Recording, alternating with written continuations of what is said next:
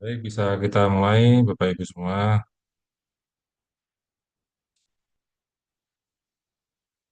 Oke. Ah, Ini kok kamera saya nggak kelihatan ya.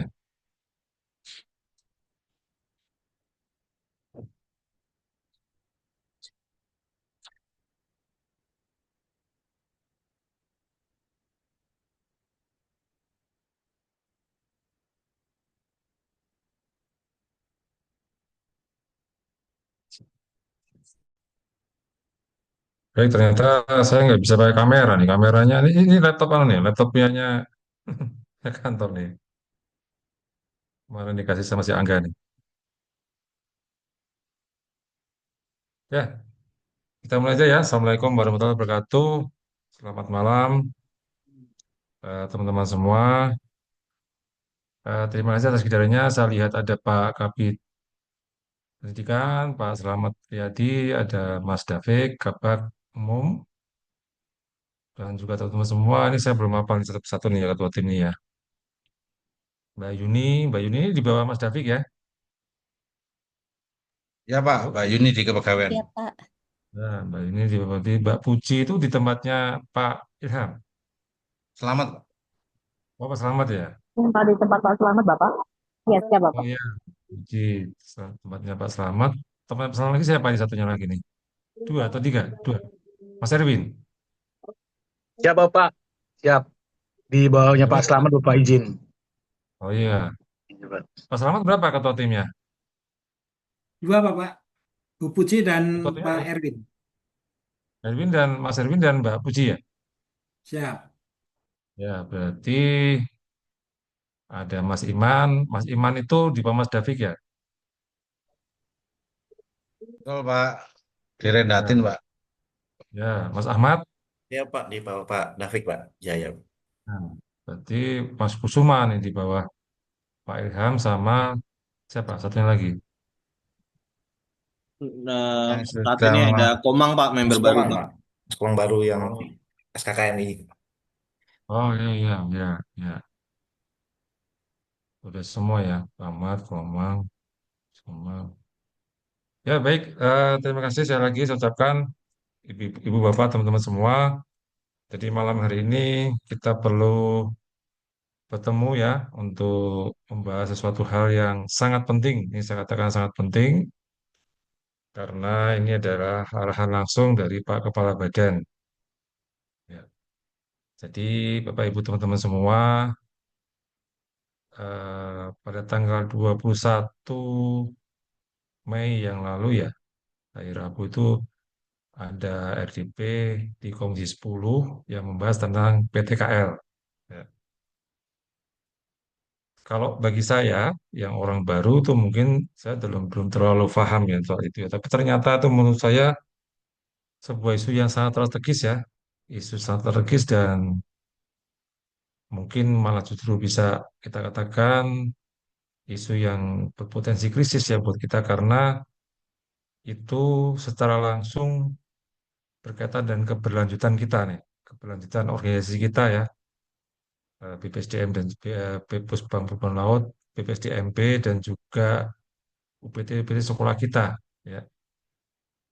Eh, jadi mungkin sedikit saya sampaikan dan mungkin saya kira teman-teman semua justru pasti akan lebih tahu ya soal isu ini karena isu ini ternyata isu lama. Kalau bagi saya jujur aja, saya dulu ketika di tempat yang lama dulu itu kita punya data-data isu-isu krisis dan isu strategis ya. Kalau kita yang tercatat di BPSDM itu adalah tindak kekerasan. Jujur aja saya tidak, kami tidak pernah mendapatkan informasi dari teman-teman BPSDM di setiap kita rakor bahwasanya isu yang terkait dengan masalah PTKL ini ternyata masih berlanjut ya. Saya pikir ini kan setahu saya itu isu zaman masih Pak Tommy dulu, kemudian lanjut ke Bu Umi kalau nggak salah terus sebentar, kemudian saya kira itu sudah selesai. Ternyata ini malah saat ini eh, mengemuka lagi dan nampaknya memang intensitasnya cukup membuat kita juga harus memusatkan perhatian pada masalah ini ya. Jadi pada RTP tanggal 21 kemarin itu membahas tentang panja PTKL ya, yang akan memberikan rekomendasi untuk eh, perubahan Undang-Undang Sistem Pendidikan Nasional, ya, khusus membahas tentang PTKL. Dan nanti kalau barangkali ada teman-teman yang bisa menyampaikan lengkap silakan, tapi saya sampaikan terlebih dahulu yang saya tangkap adalah PTKL ini sedang dievaluasi. DPR melakukan evaluasi dari PTKL ini, di mana isu besarnya adalah PTKL ini tidak sesuai dengan regulasi, baik undang-undang terkait sistem pendidikan nasional maupun undang-undang pendidikan tinggi. Ya, tidak sesuai dengan apa namanya regulasi yang ada, karena regulasi yang ada itu tidak mengakomodir yang namanya PTKL. Jadi sistem pendidikan itu terpusat jadi satu dan tidak ada istilahnya PTKL, walaupun kemudian pada tahun 2022 muncul PP tahun 57 ya kalau tidak salah ya Pak Slamet, PP tahun 57 yang mencoba mengharmonisasi kehadiran PTKL ini dengan sistem pendidikan tinggi yang lain ya. Ah, ketidak apa PTKL yang dianggap tidak sesuai dengan regulasi ini juga kemudian diperparah atau mungkin makin menjadi perhatian dari DPR maupun mereka dari Dikti ya, karena juga ada beberapa hal yang membuat kemudian isunya tidak hanya sekedar tidak sesuai regulasi, tetapi juga melebar ke isu-isu yang lain. Misalkan pertama adalah efisiensi anggaran. Efisiensi anggaran itu dikatakan bahwasanya biaya pendidikan di PTKL itu per orangnya itu 14 kali lipat lebih mahal dibanding PT umum atau PTN. Ya, jadi dianggapnya adalah ini inefisiensi karena kemudian PTKL dianggap mendapatkan anggaran yang cukup besar, jauh lebih besar dibandingkan PTN. Ya. Namun kemudian juga disertai isu-isu yang lain, misalkan yang memperkuat ketidaksesuaian dengan regulasi tadi, ya, karena sebetulnya PTKL di dalam uh, ketentuan yang seharusnya mereka hanya bisa diharuskan memenuhi apa namanya pendidikan yang terkait dengan kebutuhan kementerian lembaga masing-masing, ya. Tidak boleh menerima kebutuhan menerima mahasiswa reguler seperti perguruan tinggi umum gitu. Ya, kemudian juga ada isu lain mengenai masalah standarisasi. Standarisasi ya, standarisasi ini eh, para apa namanya praktisi pendidikan dan pelaku pendidikan tinggi di PT itu mempermasalahkan standarisasi yang ada di dalam PTKL ya. Misalkan 6%, hanya 6% PTKL yang ada itu mempunyai akreditasi unggul ya. Sementara sisanya itu baik dan juga kurang ya. Kemudian juga standarisasi juga terkait dengan masalah dosen, kualitas dosen yang dipandang jauh dibanding PTN ya. Misalkan jumlah guru besar dan sebagainya itu ternyata jauh jumlahnya. Meskipun PTK itu menggunakan anggaran yang sangat besar. Kemudian yang lain lagi adalah eh, kecenderungan adanya eh, apa namanya eh, lupa saya nama apa saya kemarin itu ya. Ya, jadi intinya adalah eh, PTKL ini harus dikembalikan sesuai dengan yang seharusnya. Ya, jadi arahan akhir dari DP kemarin itu nampaknya semangatnya adalah mengembalikan PTKL untuk sebatas menjadi perguruan tinggi profesi dan vokasi yang memenuhi kebutuhan kementerian lembaga masing-masing. Seperti itu. Ya. Oh iya, tadi saya ingat tadi jumlah PTKL itu eh, sangat banyak dibandingkan jumlah PTN, ya jauh lebih banyak.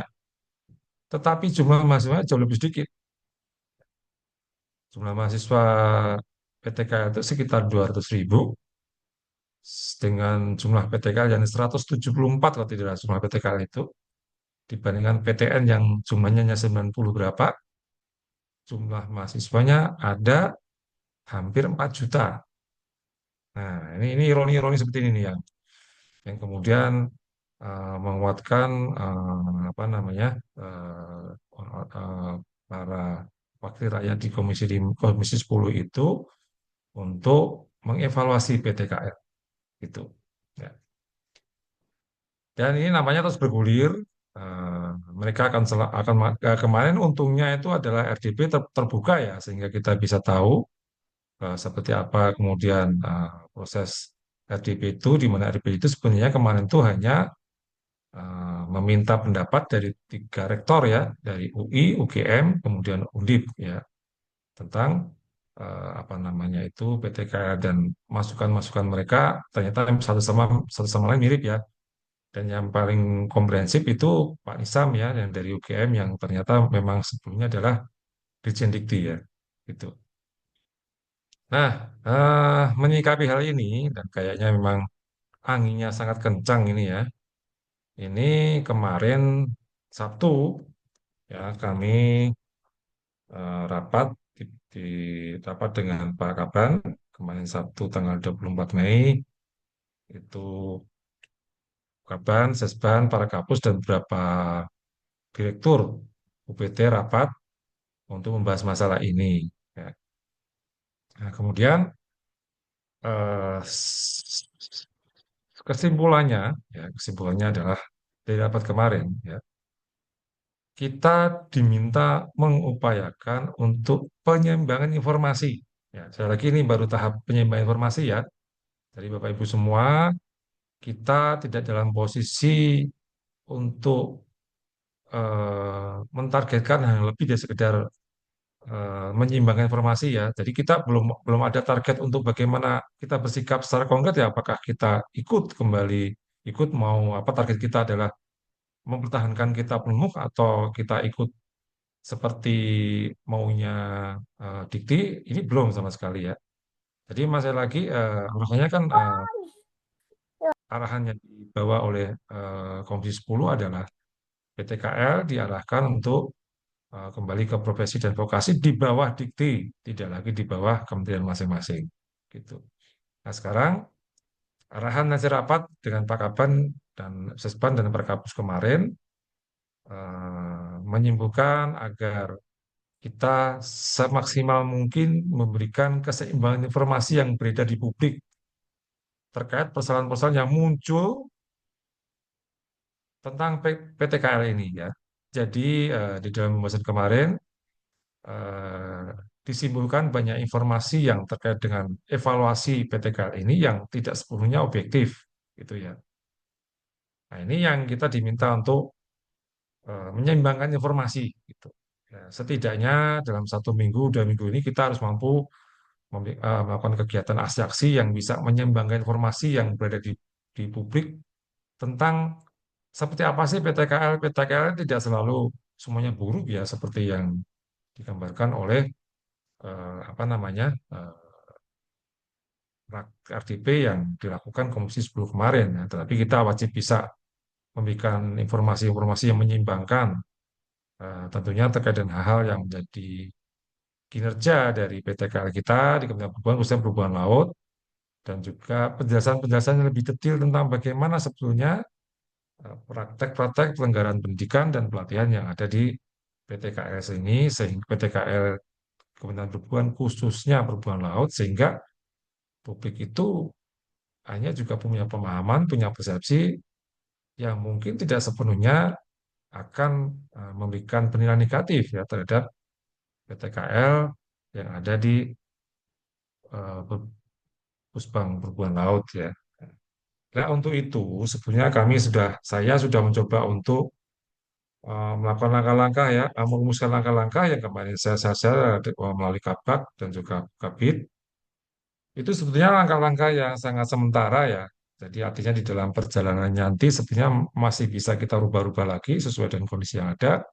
Tetapi karena kemarin tuntutannya seperti itu, maka saya mencoba menyimpulkan apa-apa yang harus kita lakukan dalam jangka pendek ini seperti yang sudah saya share itu. Saya kira teman-teman semua sudah baca ya, itu ya. Kemarin sudah saya share ke Pak Kabit, Pak Kabak, apakah sudah dituliskan ke para ketua tim? Di umum sudah saya share, Pak. Betul ya? Siap Ya, Bapak, baik. sudah Pak. Ya, jadi itu langkah-langkah yang kita lakukan dalam jangka pendek ini ya, untuk bisa memenuhi arahan dari pimpinan untuk bagaimana kita menyeimbangkan informasi yang ada yang beredar di publik tentang PTKL perhubungan laut ya. Yang pertama ya, kita harus menyiapkan substansi. Substansi yang akan kita gunakan untuk materi kita eh, yang akan kita sampaikan kepada publik untuk menyeimbangkan informasi yang ada itu ya. Nanti langkah kedua kita rencanakan kegiatan komunikasi publik. Gitu. Yang pertama substansi terlebih dahulu ya. Substansi itu saya sebut bahwasanya kita perlu menyusun bahan mengarah pada identifikasi terhadap hal-hal mendasar yang dapat menimbulkan masalah besar atau masalah yang lebih besar terhadap kepentingan negara apabila PTKL ditiadakan atau diambil alih oleh Kemendikti. Ya, nah, kenapa ini kemudian saya memerlukan hal ini? Ini sekali lagi untuk antisipasi ya, karena gini, kita tidak punya data, nih, tidak punya data terkait dengan bagaimana ini pergerakan isu selanjutnya ya. Biasanya kalau kami di BKIP itu kita punya data untuk memperkirakan isu ya, tapi di sini kita tidak punya. Eh, Seandainya isu bergulir kencang, kemudian eh, mengarah pada informasi-informasi yang mengatakan dan menegas yang menyatakan secara tegas bahwasanya PTKL itu harus secepatnya dipindahkan atau dialihkan kepada Kemdikti, maka kita perlu mengimbangi dengan informasi yang tadi. Ya. Kita coba, ini targetnya tidak kemudian mementahkan itu enggak, tetapi mengalihkan perhatian kepada masyarakat tentang tidak segampang itu loh, gitu, gitu ya. Jadi pertama adalah kita nyusun apa namanya materi yang bisa memberikan persepsi, jangan sampai yang namanya keputusan untuk mengambil alih atau memindahkan PTKL ke Kemdikti itu eh, bisa menimbulkan masalah yang lebih besar, ya. Nah, ini tentunya saya berharap nanti teman-teman bisa mencoba untuk menerjemahkan ini, ya. Karena saya yakin teman-teman lebih paham soalnya. Tapi saya pernah mendapatkan masukan ya, mungkin sekian tahun yang lalu, mungkin barangkali mungkin masih relevan ya, karena kalau tidak salah, memang eh, legitimasi dari AIMU itu memang turun ke Kementerian Perhubungan, baik sebagai regulator maupun administrator maupun pendidikan dan pelatihan, ya. Nah, ini yang mungkin nanti akan perlu bisa dielaborasi untuk bagaimana kita bisa menyampaikan bahwasanya apabila ini dipindahkan tiba-tiba ke Dikti itu akan menimbulkan permasalahan legitimasi terkait dengan produk SDM pelayaran kita. Misalnya seperti itu, tapi saya yakin teman-teman bisa lebih menerjemahkan seperti apa itu ya. Seperti itu ya. Nah, ini nanti saya minta tolong nanti bisa merumuskan secara panjang lebar terkait hal ini, mungkin juga didukung data-data, sehingga ya ini kita punya satu data nih untuk bisa kita pakai, kita sampaikan pada publik. Masalah kan tidak apa memindahkan ke PTKL kita ke Kemdikti itu tentu saja akan menunjukkan suatu masalah yang bukan tidak mungkin masalah ini akan menjadi masalah yang rumit lebih besar jika semata-mata hanya menggunakan ke Dikti. Gitu ya. Jadi mungkin kaitkan dengan tadi mandatari dari ILO apa IMO tadi. Ya. Itu yang pertama terkait dengan substansi. Kemudian yang kedua, tadi kan saya sebut pertama masalah besarnya adalah memang PTKL itu dianggap tidak sesuai dengan regulasi ya, baik itu undang-undang tentang sistem pendidikan nasional maupun undang-undang tentang pendidikan tinggi. Nah, namun demikian, lebih dari itu banyak isu-isu yang mengiringi kenapa yang memperkuat apa namanya isu besarnya tadi, yaitu masa efisiensi anggaran, standarisasi, apa itu standarisasi output, standarisasi dosen, terus apa namanya eh,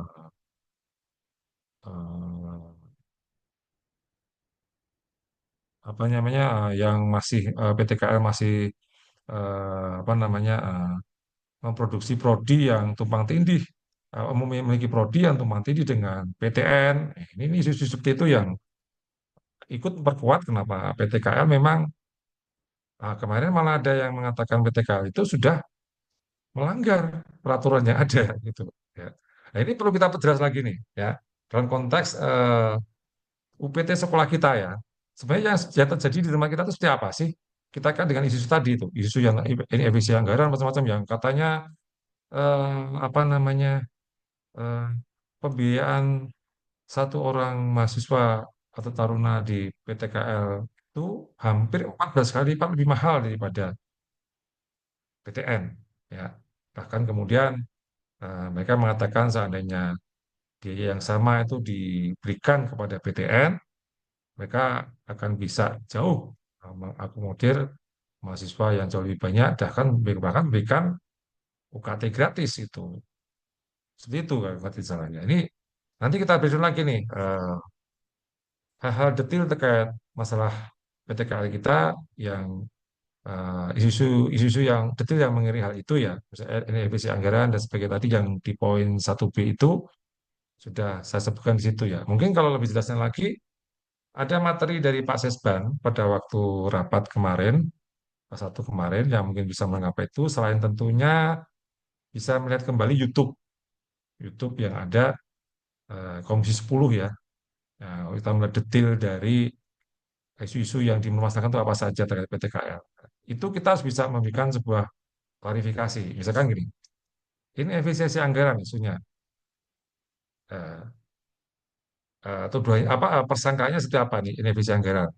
Misalkan PTKL Biaya Tenggara Pendidikan 14 kali lebih mahal daripada PTN. Nah, nanti kita jelaskan di PTKL Kementerian Perhubungan seperti apa.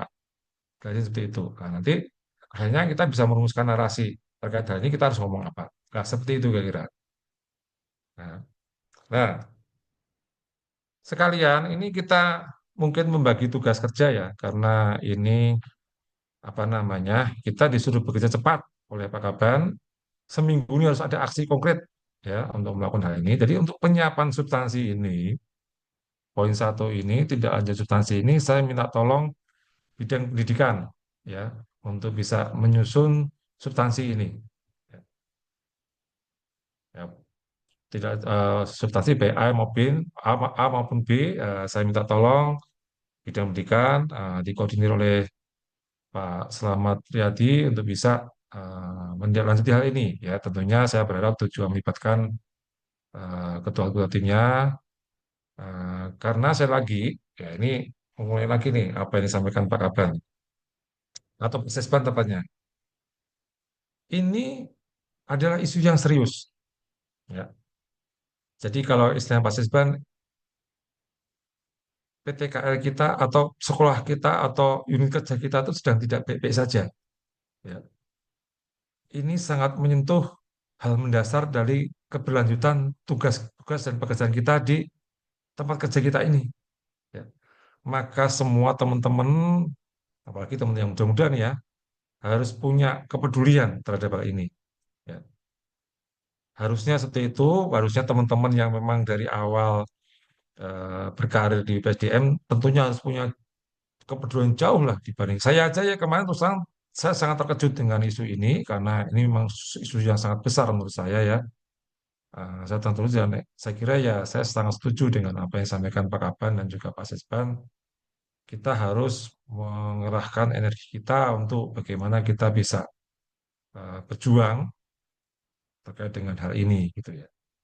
Gitu. Jadi silakan kepala bidang untuk melibatkan ketua tim dan yang lain untuk tidak hanya membuat substansinya tapi juga menularkan eh, apa semacam kepedulian kita atau kesadaran kita untuk berbuat agar kita semua punya semangat yang sama untuk bagaimana kita bisa menghadapi masalah ini gitu. Itu ya. Baik, itu yang terkait dengan masalah substansi. Nah, kemudian nanti kita akan melakukan kegiatan komunikasi nih ya. Jadi begini, Ibu Bapak semua, kemarin kita sudah menyepakati dengan Kaban dan juga apa namanya Pak Sesban, kegiatan komunikasi publik ini penting sekali nih ya. Dan memang esensi kegiatan kita saat ini adalah komunikasi publik. Sekali lagi tadi saya sampaikan target kita dalam tanda petik baru tahap untuk bagaimana kita menyeimbangkan informasi. Kita belum bisa target yang lain. Baru menyeimbangkan informasi. Makanya inti dari kegiatan kita adalah komunikasi publik ya. Namun kegiatan komunikasi publik ini memang harus kita lakukan dengan hati-hati dan seharusnya terencana dengan baik ya. Namun demikian karena juga sifatnya urgen, maka kita coba untuk melakukan kegiatan yang tidak perlu terlalu ideal, tetapi bisa kita lakukan. Ya, mestinya kalau dalam pandangan kami yang memang tugas fungsi kami sebelumnya di komunikasi publik ini butuh sebuah pertahanan komunikasi yang matang nih. Ya, tetapi kalau melihat sumber daya yang ada, nampaknya tidak mungkin kita lakukan tiba-tiba nih. Ya. Nah, kalau kita mengacu daripada PM38 juga, PM38 itu Peraturan Menteri Perhubungan tentang pengelolaan komunikasi publik di Kementerian Perhubungan, isu ini sudah masuk isu strategis Kementerian Perhubungan, tidak hanya BPSDM. Ya. Jadi harus ada sinkronisasi atau kegiatan bersama atau penanganan bersama antara BPSDM dan Biro Komunikasi dan Informasi Publik seharusnya. Tapi saya kira ini akan butuh waktu ya, karena BKIP juga saat ini sedang menghandle beberapa isu yang lebih serius, isu yang cukup serius juga. Kita nanti jalan dulu, tapi tetap nanti saya berharap teman-teman dari Sesban itu tuh juga berkoordinasi dan BKIP gitu ya. Nah, jadi langkah pertama yang kita lakukan adalah kita tidak boleh melakukan kegiatan komunikasi yang frontal ya, langsung defensif berhadapan dengan mereka-mereka yang ada di Kemdikti atau eh, para wakil rakyat di Komisi 10 ya. Kita menghindari itu. Tidak boleh kita secara frontal untuk berhadapan terkait dengan komunikasi publik kita ya. Jadi, komunikasi publik kita itu nanti akan menggunakan cara taktis bagaimana kita mendorong orang lain untuk ngomong tentang kita. Ya. Nah, ini yang nanti akan kita sudah bersama-sama. Ya. Kalau di dalam konteks kegiatan komunikasi publik, ini namanya jejaring komunikasi eksternal. Ya. Nah, di level kementerian kita sudah punya tuh jejaring komunikasi internal, tetapi memang sebagian besar isunya isu teknis transportasi. Kalau pendidikan kita belum punya. Ya. Nah, dalam bayangan saya, ya, kita harus bisa memetakan stakeholder nih. Kita petakan stakeholder kita yang paling dekat dengan kita, yang paling mengerti kita, dan memang sejauh ini sudah sering bekerja sama kita. Ya, itu yang nanti akan kita kondisikan untuk mereka menyampaikan informasi terkait dengan isu ini. Nah, itu ya. Itu. Jadi mohon ini nanti harus kita petakan siapa stakeholder itu yang kira masuk dalam kategori itu. Stakeholder yang paling dekat dengan kita. Ini stakeholder maksudnya di luar sekolah ya, di luar sekolah, di luar sekolah. Ya, di luar sekolah. Apa itu mungkin asosiasi atau apa, asosiasi perusahaan, asosiasi profesi atau apa.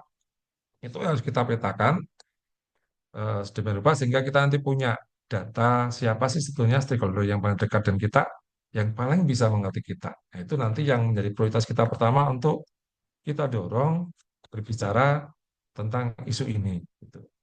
Itu ya. Nah, kemudian yang kedua, ini kita perlu memetakan juga stakeholder yang barangkali selama ini belum terpetakan. Ya, mungkin sebenarnya itu stakeholder yang penting, tapi selama ini belum terpetakan. Ini harus kita petakan juga. Harus kita mulai coba stakeholder baru yang ini potensial nih, tapi selama ini ternyata belum pernah kita apa namanya kita coba untuk apa membangun hubungan gitu ya. Ini harus dilakukan ya. Stakeholder itu nanti yang kita petakan ini stakeholder baru di luar stakeholder yang pertama tadi. Jadi harus kita petakan siapa-siapa yang memang punya potensi untuk bisa bisa apa membantu kita. Potensi itu juga dikaitkan karena persinggungan kepentingan di antara kita dengan mereka, dan persinggungan kepentingan itu sifatnya adalah mutual ya, mutual apa mutual benefit ya. Jadi di sana sini itu hubungan kita dan mereka itu saling memberikan manfaat itu yang mungkin bisa kita apa namanya kita data siapa saja gitu. Ya. Misalnya eh, para pengamat, ya, pengamat.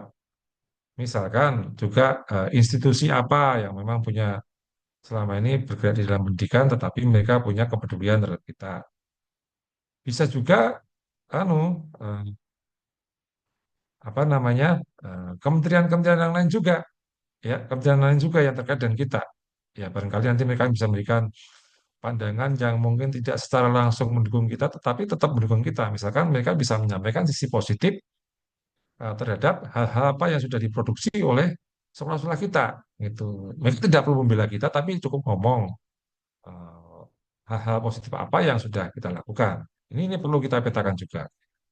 Dan yang jelas memang harus ada bisa memetakan siapa sih yang mungkin bisa kita deketi dari legislatif atau pihak-pihak di dalam regulator pendidikan yang mungkin masih bisa kita ajak bicara. Itu. Ini harus masuk di dalam poin yang pemetaan ini, ya. Nah, dua ini setelah nanti semua terpetakan, nanti juga kita sekaligus harus bisa memadukan antara peta stakeholder yang terlibat sama substansi apa yang nanti mereka harus sampaikan yang sudah disusun di tahap penyusunan substansi tadi. Jadi menggandengkan substansi yang sudah terbreakdown tadi ke siapa-siapa saja nih stakeholder yang apa namanya yang bisa menyampaikan itu, ya.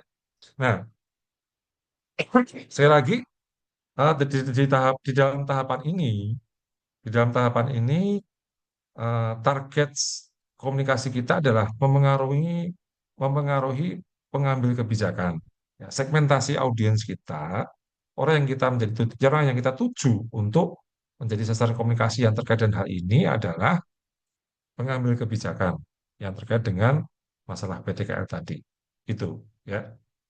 Itu. Jadi ya untuk yang ini yang terkait dengan masalah apa namanya pemetaan stakeholder dan apa namanya data dan pemetaan stakeholder ini kemudian bagaimana dengan substansi yang relevan ini saya minta tolong agar teman-teman di bidang pelatihan untuk bisa melakukan hal ini, ya, teman-teman di bidang pelatihan ini. Pak Ilham belum ada ya, Pak Ilham, ya? Ya Pak, Alhamdulillah Pak sudah mendarat Pak Jin. Monggo Oh, Pak, siap, kami siap. sudah Iya, mendengar iya, Pak. Siap, siap, siap. ya, ya. Jadi saya minta tolong ya Pak Ilham, bidang pelatihan untuk Baik, baik. menindaklanjuti terkait masalah pemetaan stakeholder ini Baik seperti Bapak. apa yang tadi saya sampaikan. Siap. Ya, ya. Baik Pak. Nanti masalah bagaimana kita melakukan aksi komunikasinya nanti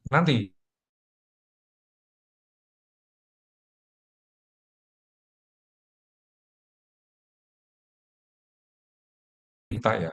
Bagaimana kita bisa membutuhkan sebuah isu dan cara yang smooth lah, ya. Ini Baik. ketika kita bicara dalam sekolah kita atau bagaimana nanti mengorganisasikan hal-hal terkait dengan hal ini. Oh ya, ngomong belum Baik. belum belum lupa ya, yang masih terkait substansi tadi. Substansi Pak Kabid Pendidikan terkait substansi ini Pak Kaban minta dibuat sebuah tulisan yang komprehensif, ya, tentang isu yang terkait dengan PTKH ini, ya, yang nanti akan menjadi bahannya Pak Sekjen untuk disampaikan ke pihak-pihak yang terkait dengan legislator.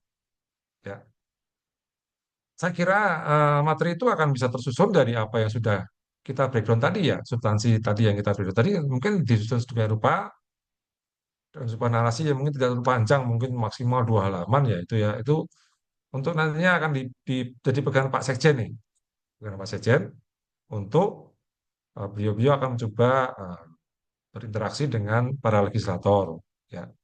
Nah, ini materi yang diminta Pak Sekjen ini kalau tidak salah mereka mintanya paling lambat hari Selasa, Pak Kabin.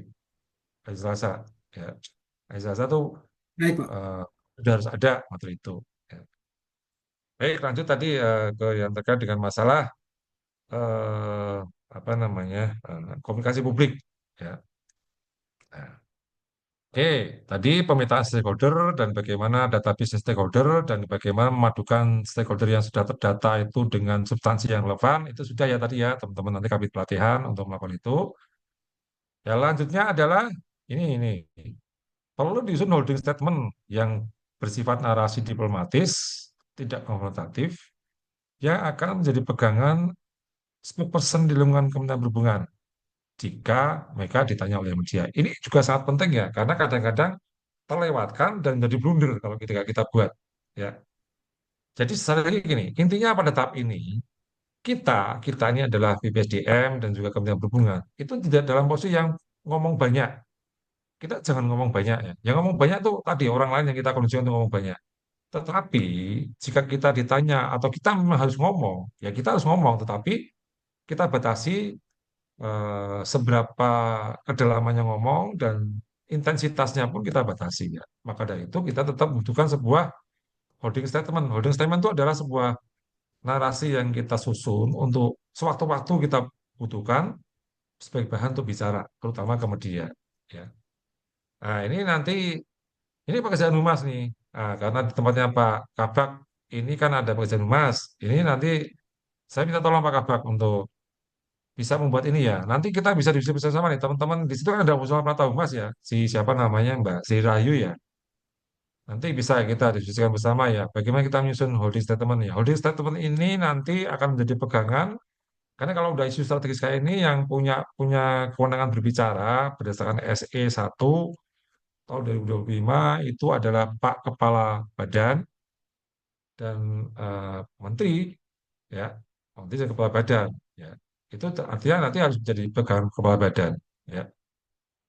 Nah, ini cukup tidak mungkin perlu terlalu banyak, cukup mungkin 5 kalimat saja paling banyak yang bisa kita pakai sebagai holding statement setidaknya mungkin dalam 1 minggu ini atau 2 minggu depan gitu. Itu yang terkait dengan masalah holding statement ya. Jadi Pak Kabak nanti yang saya minta tolong untuk bantuan yang selanjutnya. Nah, ini yang nomor 4 nih. Saya juga minta tolong Pak Kabak nih untuk mengkoordinasi ya. Kita ini perlu publikasi yang berkualitas dan intensif ya. Dari semua kita sebut aja semua sekolah kita ya. Sekarang kita mau ngomong nih, mau ngomong ya. Ini sekolah kita tuh kinerjanya baik loh, produknya baik loh. Nah, ini perlu gencar apanya melalui form apa selama ini on media yang dimiliki apa, eh, media sosial maupun media yang lain yang dimiliki apa, kita coba untuk apa namanya kita intensifkan konten-konten yang terkait dengan masalah eh, kinerja atau prestasi yang sudah diraih di PTK terkait hubungan laut. Ya. Nah, ini juga Pak Kabak, Pak Kabak ya. Nah, ini nanti perlu pendalaman sendiri ya nanti ya, mungkin rapat sendiri nanti perlu bersama juga dengan Humas Esban dan juga mengundang Humas UPT untuk kita ngobrol nih. Tapi jangan terlalu lama karena ini targetnya harus minggu ini sudah ada aksi ya. Jadi mungkin yang penting adalah terumuskan dahulu materi-materi apa yang perlu kita sampaikan ya. Jadi sekali lagi, prestasi itu apa sih? Gitu. Prestasi itu apa sih? Prestasi itu harus kita jemahkan. Nanti setiap sekolah itu punya prestasi apa. Ya, sebisa mungkin juga prestasi ini dikaitkan dengan isu-isu yang tadi dipermasalahkan. Ya, misal kalau ada isu yang mengatakan standarisasi, keluaran dari mahasiswa, kita jawab nih dengan apa hasil keluaran dari sekolah kita seperti apa sih? Nah, gitu. Ada juga yang pertanyaan yang terkait inefisiensi anggaran. Nah, nanti kita coba kita sampaikan seperti apa sih penggunaan anggaran di tempat kita ini dalam kaitan dengan pelayanan pendidikan. Nah, seperti itulah. Jadi saya lagi memang pertama harus dirumuskan terlebih dahulu eh, apa namanya hal-hal apa yang perlu kita komunikasikan secara intensif nih, publikasi yang intensif nih ya. Harus dirumuskan dulu, kemudian nanti baru coba kita rumuskan bagaimana nih membuat kontennya, bagaimana cara penyampaian dan media apa itu belakangan. Yang ini juga tetap mengacu pada materi yang dibuat oleh bidang pendidikan. Ya, di samping nantinya juga kita akan berdiskusi lebih banyak dengan teman-teman UPT dan Sisban BPSDM. Ya. Nah, itu kira-kira yang perlu kita lakukan dalam jangka pendek ini, dan ini seminggu ini sudah ada yang konkret, dan pekerjaan ini setidaknya dalam 2 minggu ke depan juga sudah berjalan secara konsisten. Ya, makanya saya mohon kita fokuskan perhatian kita ke hal ini terlebih dahulu, sehingga karena ini memang hal yang sangat penting, sehingga kita berharap dalam perjalanannya, saya lagi kita juga tidak tahu dinamika isunya seperti apa nih, tapi yang penting kita sudah melakukan apa yang menjadi kesepakatan kemarin di rapat, yaitu bagaimana menyeimbangkan informasi. Ya, ini yang kita lakukan selama 2 minggu ini. Nah, nanti kalau hal terkait dengan gini, saya terima kasih atas masukan-masukan materi ya dari para kabit dan juga Pak Kabak, yang beberapa sudah saya baca ya. Tapi mungkin ada beberapa hal yang memang nampaknya tidak bisa kita putuskan sendiri, karena itu menjadi level putusan dari pimpinan kita, Pak Menteri dan Kepala Badan, yang sampai dengan arahan kemarin itu memang belum kita terima untuk bagaimana kita punya target ya, target konkret terkait dengan itu. Misalnya apa, kita targetnya mempertahankan maksimal mungkin seperti sekarang, atau targetnya bertahan tapi ada kompromi, itu belum belum belum sampai ke sana ya, belum sampai ke sana. Nah, sekarang dalam 1 minggu 2 minggu ini kita diminta secara gencar menyeimbangkan informasi kepada publik terkait dengan hal-hal yang memang sebenarnya tidak sepenuhnya benar gitu, sehingga masyarakat punya pemahaman yang utuh, tidak punya persepsi yang mungkin tidak sepenuhnya benar seperti apa yang disampaikan selama ini oleh pihak-pihak luar yang tidak, mungkin kurang memahami apa yang kita lakukan di dalam pendidikan dan pelayaran, pendidikan dan pelatihan perhubungan laut gitu. Baik, itu kira-kira yang perlu saya sampaikan pada malam hari ini. Tentu saja silakan jika ada yang ditanyakan atau kita perlu diskusi, eh, dengan tujuan agar apa yang kita lakukan itu memang sudah menjadi pemahaman bersama gitu ya. Baik, silakan. Bagi mereka yang ada yang mau menanyakan, silakan.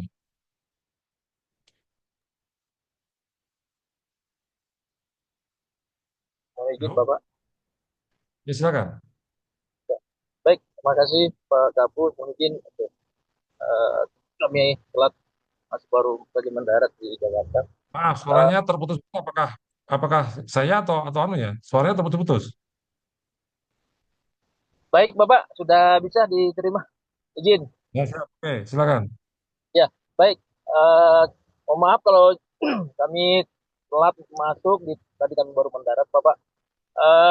Terkait dengan poin tadi bahwa perlunya koordinasi dengan stakeholder tentunya yang berpotensi untuk mendukung kinerja daripada BPSDM Perhubungan, kami mohon arahan Bapak apakah ini terkait dengan komunikasi yang kita bangun dengan melibatkan stakeholder yang tentunya selama ini sudah melakukan kerjasama mutual dengan BPSDM Perhubungan, dan tentu juga kira-kira dari pihak-pihak yang selama ini belum terpetakan dengan baik, kami coba susun kembali, dan apakah memungkinkan kita melakukan semacam dialog, atau kalau biasanya kita mengundang untuk memberikan masukan-masukan terkait dengan apa namanya isu-isu yang ada, dan tentunya memberikan juga pandangan untuk pengembangan yang ada Bapak. Mohon arahan apakah ini bisa kita lakukan semacam diskusi, forum diskusi. Ini menjadi bahan catatan dan tentu input bagi kita. Demikian Bapak, saya rasa terkait masalah itu yang tadi Bapak arahkan, dan tentunya kami melihat dari apa yang disampaikan melalui forum yang diungkap di Komisi 10 itu, saya rasa itu memang perlu kita berikan tanggapan, dan kami tentunya menyesuaikan arahan. Terima kasih Bapak, saya kembalikan izin.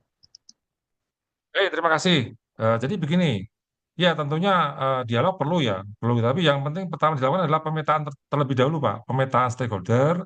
Tadi saya bilang beberapa yang memang sudah sangat dan kita sudah sangat dekat dengan kita, dan sudah sangat mengerti tentang apa namanya hal terkait dengan kita, itu yang harus ada datanya di mana dulu. Kemudian juga stakeholder baru yang mungkin selama ini mungkin punya potensi tapi belum, nah, itu terdata dulu, Pak.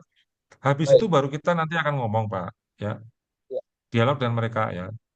Dialognya tentunya akan mencoba untuk menyamakan persepsi tentang isu-isu yang beredar tentang PTKL itu dan bagaimana kira-kira mereka punya pendapat, masukan, dan tentunya nanti akan mengarah pada bagaimana kita bisa apa namanya bisa berharap agar mereka juga mendukung kita terkait dengan masalah eh, menyampaikan isu keluar ya. Mengenai masalah menyampaikan bagaimana kita menyampaikan isu keluar ini nanti ada tahapan lagi nih ya. Jadi ada istilah namanya SIDO event. SIDO event itu adalah sebuah kegiatan yang kita lakukan, tetapi yang melakukan orang lain, tapi tujuan apa kegiatan itu sebenarnya ada di dalam kendali kita. Baik. Ya, jadi misalnya gini nih, yang sering kita lakukan begini. Misalkan begini nih, dulu dulu waktu zaman apa namanya zaman COVID ya, saya tuh masih di PTJ ya. Kami ini perlu ngomong tentang protokol COVID yang di Jabotabek. Tetapi kalau kami yang ngomong, itu mungkin DKI nggak akan terlalu anggap gitu loh. Ya. Ya, akhirnya, akhirnya yang kita lakukan adalah kita kerjasama dengan sebuah pusat studi transportasi. Apa ya katakan sebuah apa pemerhati yang punya sebuah organisasi lah ya, organisasi yang apa namanya cukup dekat dengan media. Nah, kita suruh mereka untuk bikin kegiatan. Tapi mereka mereka orang-orang nggak tahu. Dia kalau nggak tahu kalau itu sebenarnya kegiatannya kegiatan kita karena nggak ada izinnya sama sekali ya. Jadi itu institusi organisasi transportasi itu yang kita minta untuk melakukan kegiatan sesuatu dan di apa diekspos ke media massa ya. Waktu itu mereka ngomong tentang pentingnya protokol kesehatan COVID, evaluasi terkait protokol COVID yang harus dilakukan oleh DKI ya. Ya muncul dia. Nah, ternyata akhirnya begitu ada informasi yang dilakukan oleh mereka itu ternyata bergulir dan ditangkap oleh dia menjadi besar. Ya akhirnya DKI mau nggak mau karena ada pressure dari publik mereka nerima gitu loh. Gitu. Hal-hal seperti itu nanti ya. Jadi setelah nanti kita sepaham, nanti juga kita mungkin nanti mungkin kita sama dengan sekolah ya. Bisa nggak sih kita bikin event, tapi kita nggak perlu muncul. Yang bikin event orang luar nih, ya. Tapi kita nitip pesannya nih, ya. Jadi seolah orang nggak ngerti kalau itu kegiatan kita. Tapi yang penting target kita di dalam kegiatan itu muncul gitu loh, munculkan isu apa gitu. Misalkan ada sebuah asosiasi nanti bikin kegiatan susi atau FGD itu ya tentang apa namanya sumber daya manusia perhubungan laut ya nanti mengarah pada oh yang dilakukan ya seharusnya seperti di sekolah kita. Nah, misalnya seperti itu ya tapi kita tidak perlu terlibat di dalamnya gitu itu sido event tuh kayak gitu ya. Jadi saya lagi langkah-langkahnya pertama adalah pemetaan stakeholder terlebih dahulu baik stakeholder yang sudah ada maupun yang belum ada kemudian kita nanti mencoba untuk menyambungkan stakeholder yang ada itu kira-kira relevan dengan isu apa yang sudah dibuat oleh bidang pendidikan. Lalu kita diskusi dengan mereka, menyiapkan persepsi dan minta masukan. Setelah itu baru kita aksi. Aksinya apakah nanti bentuknya diskusi atau mereka bikin rilis atau apalah. Tergantung. Kalau misalkan asosiasi itu atau stakeholder kita tuh sudah punya kedekatan dengan media dan biasa dengan media, tidak perlu harus selalu dengan kegiatannya. Cukup memanfaatkan situasi apa, mereka ngomong atau bahkan cukup dengan bikin rilis mereka disebar ke media massa juga bisa tanpa harus bikin event gitu. Seperti itu. Tetapi memang saya lagi isu-isu yang dibawa itu ya isu-isu yang dirancang sedemikian rupa sehingga tidak bersifat konfrontatif tapi punya nilai anu ya, nilai untuk membela kita lah. Gitu. Ya, itu saya kira tuh nanti bisa kita bicarakan bersama di apa pada tataran yang ketika kita masuk ketika kita akan masuk ke sana gitu. Ya. Kira-kira seperti itu eh, apa yang sudah lakukan gitu. Baik, Bapak. Terima kasih. Kami coba petakan dan kita lanjutkan sesuai arahan. Terima kasih, Bapak. Ya, siap. Makasih. Silakan, yang lain jika ada yang sampaikan. Baik, terima kasih Pak Kapus Ya, atas monggo Pak Kabit. arahannya untuk Ya, untuk item-item yang akan kita lakukan, memang isu ini isu yang lama dari tahun 2002-an ke bawah ini, Pak, terkait dengan pengelolaan PTKL ini. Dari data yang disampaikan saat Panja kemarin itu memang data dari Prof. Nizam itu data-data di tahun 2021-an. Nah, mudah-mudahan nanti untuk substansi yang akan kita hadirkan nanti akan kami koleksi dengan rekan-rekan di pendidikan bahwa dari tahun 2022 sampai 2005 ini ada perubahan signifikan terhadap apa yang dilakukan di penyelenggaraan untuk di PTKL kita ini.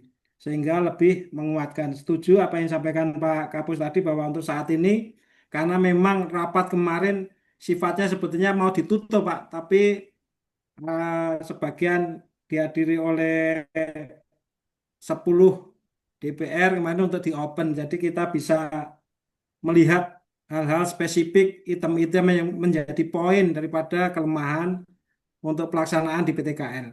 Nah, tentunya nanti akan kami gali hal-hal yang positif yang intinya dalam hal ini adalah strategi kita untuk bargaining walaupun secara konteks tidak secara frontal. Memang mungkin nanti tentunya untuk pilihan apakah kita masih masuk ataupun kita memisah sesuai dengan hasil usulan dari Panca untuk ditetapkan dalam apa namanya sistem pendidikan nasional. Nah, ini menjadi poin-poin pokok. Nanti akan kami koleksikan data-data tersebut pada dengan teman-teman yang lain, termasuk juga mungkin kami akan melibatkan juga Pak Kabit pelatihan juga mungkin karena ini juga sama-sama isu-isu yang untuk mengkonter secara halus hal-hal yang bisa disampaikan oleh pimpinan kita untuk melakukan negosiasi seperti itu. Demikian Pak, terima kasih.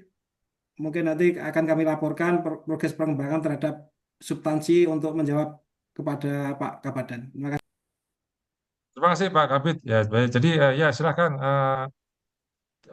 Pak Kabit Pendidikan mau melibatkan teman-teman Kabit Pelatihan atau Kabak Umum silakan. Begitu pula sebaliknya, ya saya kira ini karena kita bekerjasamanya saja, saya perlu memberikan tugas koordinasi seperti tadi ya, misalkan substansi itu dari Pak Kabit Pendidikan, kemudian stakeholder itu Pak Kabit Pelatihan dan kegiatan asli komunikasinya tadi Pak Kabak Umum gitu. Saya perlu membagi seperti itu, tapi dalam perjalanannya kalau mau bekerja saling ini silahkan. Saya masalah dengan senang hati, saya kira akan makin banyak yang memberikan masukan akan makin lebih baik gitu. Gitu. Itu Pak Selamat, terima kasih Pak Selamat. Siap, Bapak. Ya, silakan ada yang lain. Silakan. Izin, Pak. Oh, silakan. Terkait di Pak, bagian umum ya. tadi di poin 3 dan 4, tapi ini kan korelasinya juga nanti dengan output yang disiapkan juga dari tim pendidikan dan pelatihan. Jadi nanti kami juga akan kolaborasi, Pak, terkait nanti bagaimana holding statement dan publikasinya bagaimana. Eh, Nanti tim tim humas juga kita sudah ada grup-grup juga humas-humas antar UPT dan eh, kalau kita perhatikan di medsos-medsos juga humas-humas UPT kan juga update dengan berbagai eh, konten-konten yang eh, aktif lah di medsos masing-masing UPT. Jadi terkait isinya nanti kalau sudah ada yang akan kita eh, kerjakan itu kontennya, jadi nanti bisa kita dengan cepat ngumpulin para humas itu kemudian guidance apa yang akan disiapkan dari masing-masing UPT. Saya rasa itu yang dari kami, Pak. Makasih, Pak. Ya, terima kasih Mas David. Ya, jadi ini nanti kita akan di tempat di kaitan dan publikasi ini memang nanti akan lebih banyak apa namanya lebih banyak macamnya ya. Maksud saya yang kita tuju itu tadi yang saya sampaikan ketika di awal tadi kita bicara substansi yang sampaikan yang harus dibuat oleh Pak Kabit Pendidikan dan kemudian pemetaan stakeholder oleh Pak Kabit Pelatihan tadi outcome-nya memang akan banyak ke arah pada segmentasi pengambil kebijakan ya. Tapi kalau yang publikasi yang terkait dengan eh, kabar umum ini segmentasinya lebih beragam nih, ya, lebih beragam nih. Jadi yang kita sasar tidak hanya pengambil kebijakan, tetapi juga segmentasi tersebut tentu anak-anak muda misalkan yang kita harapkan mereka juga punya pemahaman yang apa lebih baik tentang PTKR kita gitu ya. Dan lebih dari itu sebetulnya saya berharap nanti kita coba coba karena ini sifatnya juga ada kekhususan ya. Kita coba keluar dari rutinitas kita buat konten seperti apa. Kita harus bikin berbeda nih di dalam khusus untuk kategori ini. Nanti, tapi saya yakin itu bisa akan muncul sendiri ya apabila kita nanti kumpul. Yang penting adalah kita rumuskan dulu topik-topik apa yang mau kita angkat. Ya, pertama ah, perkara kreativitas di hilirnya itu nanti akan muncul pasti. Tapi yang penting itu tadi apa namanya isu-isu apa yang mau kita munculkan. Yang saya kira tetap bersumber juga pada apa yang nanti dirumuskan oleh Pak Kabid Pendidikan gitu. Ya, itu saya percaya anak-anak muda itu udah kreatif-kreatif lah soal itu. Tapi yang penting sebaiknya anak-anak muda itu biasanya kurang kurang intens di dalam pendalaman masalah ya. Nah, mereka harus kita padukan nih. Kasih pemahaman tentang isu sedalam mungkin, baru kemudian kita nanti menerjemahkan konten seperti apa yang kita bikin sesuai dengan platform yang kita mau pakai, gitu ya. Kayak gitu. Ya. Apalagi nanti dengan sekolah ya, saya berharap ada pemikiran-pemikiran of the box ya mungkin nanti akan barangkali kalau teman-teman sekolah barangkali mereka nanti mau mengeluarkan dukungan untuk influencer, siapa tahu ya, influencer kita perlu ke dalam kondisi seperti ini, ya, karena influencer akan bisa menangkap perhatian lebih dari audiens terkait dengan hal-hal yang sifatnya tidak biasa. Kalau kita tetap lakukannya biasa seperti hari biasa ya, mungkin output yang kita dapat nggak akan terlalu banyak. Ya, kita harus ada effort lebih nih, ya, ya. Siapa tahu nanti kalau teman sekolah, ayo kita coba bisa nggak ngasih dukungan untuk melibatkan influencer. Nah, siapa tahu mereka mau ya, ayo kita kita bikin yang berbeda gitu. Gitu. Nanti dan saya akan minta tolong sama teman BKIP ya, anak BKIP itu yang muda-muda itu juga pikiran-pikirannya mereka kadang di luar nurul kita ya, di luar orang tua ini. Jadi itu nanti kita coba saya kontak dia untuk membantu kita gitu. Gitu, Pak Kabak. Ya, Ya Pak, saya tadi juga ada rencana seperti itu Pak, mau oke. koordinasi dengan tim Barat terkait ada masukan-masukan dari tim PKIP Pak. Makasih Pak. Oh ya, terima kasih. Ya, ya. Silakan Tonton Milan, ketua tim. Belum ada yang ini nih ya. Silakan ketua tim, ada yang mau ngasih masukan atau tanggapan? Izin Pak Kapus. Oke, Ya, izin Pak Kapus. silakan. Nah, Ya, mohon maaf, kita menyampaikan, kan kita juga ada pembinaan terhadap sekolah-sekolah milik sekolahnya Dikti dan Dignas Bapak, yaitu berupa Politeknik, Akademi, dan berupa SMK Bapak. Jadi mungkin bisa juga mereka juga bisa untuk memberi masukan kepada mungkin masyarakat. Karena mereka juga tesnya Pak sama seperti yang lain Pak, ada tes nanti pilihannya pelayaran. Tes mereka ikut tes juga Pak seperti UPTN begitu, tapi nanti pilihannya jurusan nautika atau teknik bagian pelayaran Bapak. Mungkin mereka juga bisa juga jadi mungkin apa seperti partner atau yang kita gandeng Bapak, karena mereka juga kan sekolah pure miliknya Dikti sama Dignas Bapak. Kira-kira begitu Bapak, izin Bapak Pak Kapus. ya, mungkin bisa ya. Tapi nanti perlu kita dalami soal itu ya, karena apakah itu relate dengan isu yang digaungkan ya. Tapi saya kira bisa. Nanti kita lihat dari sisi mananya ya. Karena yang isu digaungkan begini. Isu yang paling konkret tuh pada saat RDP kemarin, ketika di akhir RDP itu mereka ngomong gini kan. Coba nanti silakan dilihat YouTube-nya lagi. Jadi PTK itu harus kembali ke pendidikan profesi dan vokasi yang di bawah dikti gitu. Di bawah dikti kan. Nah, ini gimana? Apakah nanti kita akan mencoba mengalahkan apa? Itu tadi kita sebut stakeholder ya, sekolah swasta tadi ya. Apakah nanti kita arahkan sebagai karena itu mandatari AIMO ya nggak mungkin sebenarnya itu dialihkan ke dikti atau gimana? Itu perlu kontennya perlu mengarah ke hal itu juga ya, walaupun tidak perlu frontal ya.